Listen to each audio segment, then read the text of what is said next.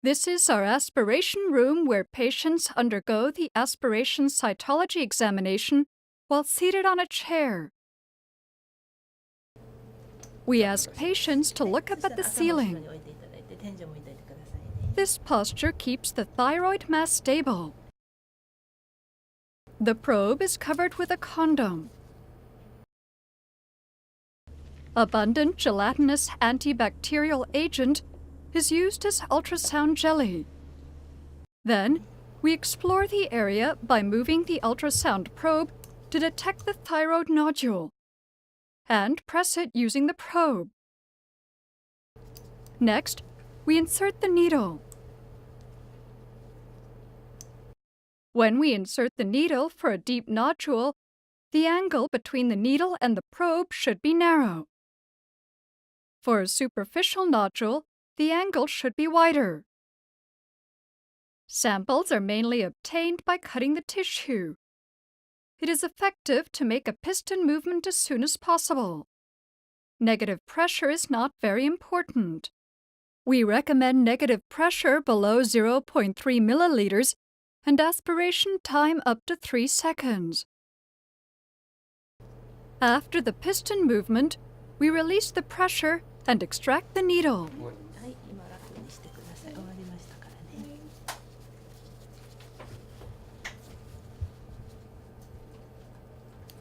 Then, we apply a bandage on the explored area and press it.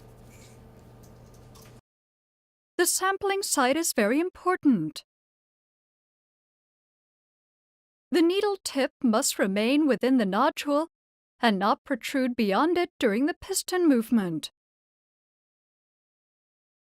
When the nodule is solid and cystic, the target should be the solid area. For the nodule with an eggshell calcification, we can insert the needle through the disconnected portion. For the nodule with satellite nodules, we perform aspiration in both the main and satellite nodules. If both are follicular neoplasm, we can suspect follicular carcinoma. When lymphoma is suspected, the target area is the center of the nodule. The samples obtained from its periphery may be confused with Hashimoto's thyroiditis.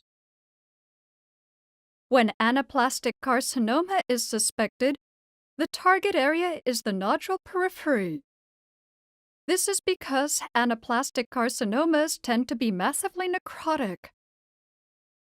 Now, we would like to explain the smearing methods. We press the samples twice using another glass slide. After that, we fix the samples by dripping a fixative on it. Here you can see preparations obtained from the press and release method. The smears resulting from the first pressing tend to be thick. This is suitable to observe the cellular arrangement. The samples smeared by the second pressing are thinner and suitable to observe the cell morphology. When we obtain blood samples, we tilt the glass slide and tap it. Then, we wipe up the components flowing from the glass slide and perform the press and release method. We maintain adequate cellular components at the originally expressed portion. At the same time, we rinse the needle with fixative for liquid-based cytology to obtain more samples. This procedure should be performed quickly before blood components coagulate in the needle.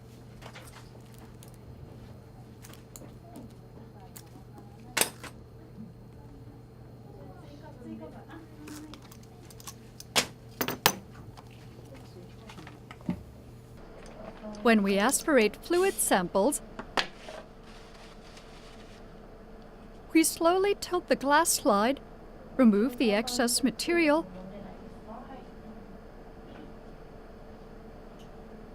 wipe up the fluid flowing from the glass slide,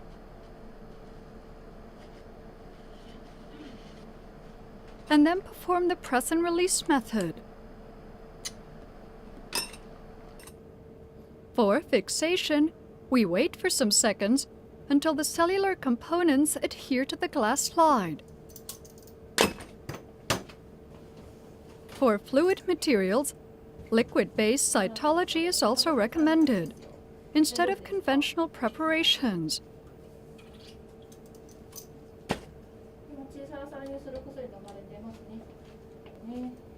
For low-quantity samples, the fixation should be immediately performed without smearing to prevent the artifact from drying.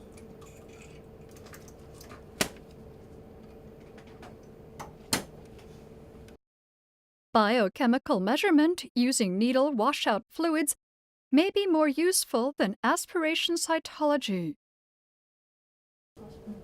When we aspirate the lymph node, we usually measure the thyroglobulin using the needle washout fluids. When lymphoma is suspected, we employ flow cytometry using the aspirated materials. This brings the video to an end. We hope it will help improve the practices of thyroid aspiration cytology in your hospital. Our hospital welcomes visitors who would like to see our outpatient aspiration cytology. If you wish to do so, please feel free to contact us at this email address.